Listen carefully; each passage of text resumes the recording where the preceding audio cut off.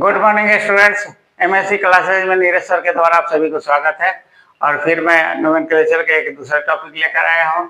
आपका alkene group है ना। एल्केन के बाद एल्कीन है ना। एल्केन के इसको कहा जाता है सिंगल बॉन्ड वाला को, एल्कीन किसको कहा जाता है डबल बॉन्ड वाला को। तो इसका पहला सदस्य एथीन होता है, क्योंकि इसका परिभाषा ही है कि दो कार्बन रहने, कम से कम दो कार्बन होना चाहिए। तो दो कार्बन वाला एथेन से शुरू होता है। एक कार्बन को मेथेन कहा जाता है, तब मेथिल नहीं होगा क्योंकि दो कार्बन डबल बॉन्ड दो कार्बन नहीं है। अब यहाँ से शुरू होता है तो ये हो गया, इसका सामान्य सूत्र हो गया CnH2n।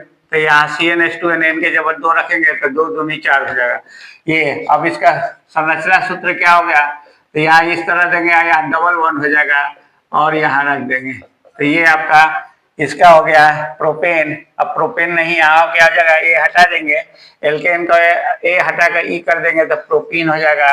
यहाँ दो लगा देंगे तो हो जाएगा C3 और H दो तीन, यहाँ तीन, दो गुना तीन और दो गुना तीन तो तीन दूनी 6। अब इसको क्या करेंगे है ना, डबल बॉन्ड कहीं भी लगा सकते हैं, यहाँ भी लगा सकते हैं, यहाँ भी लगा सकते हैं। एक यहाँ भी एक, यहाँ H और एक और कार्बन H, यहाँ H और यहाँ H। अब गिन लीजिए 1 2 3 4 5 6। तो ये आपका इसका संरचना सूत्र हो गया।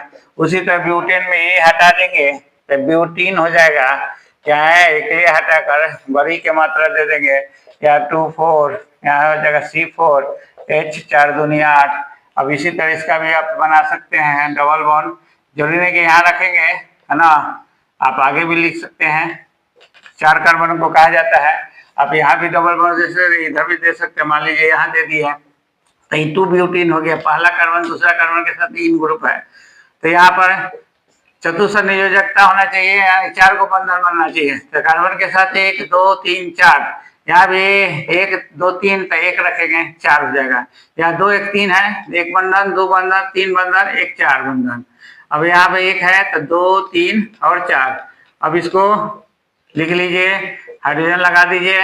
अब इसके बाद कंप्लीट हो गया। अब गिनिए हाइड्रोजन 8 है कि नहीं, 1 2 3 4 5 6 7 8।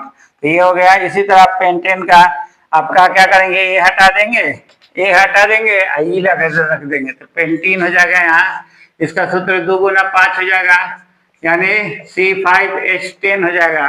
उसी तरह ये हटा देंगे, ये रख देंगे, यहाँ बड़ी की मात्रा दे देंगे है ना, यहाँ हो जाएगा C6H12 हो जाएगा, H12 यहाँ H10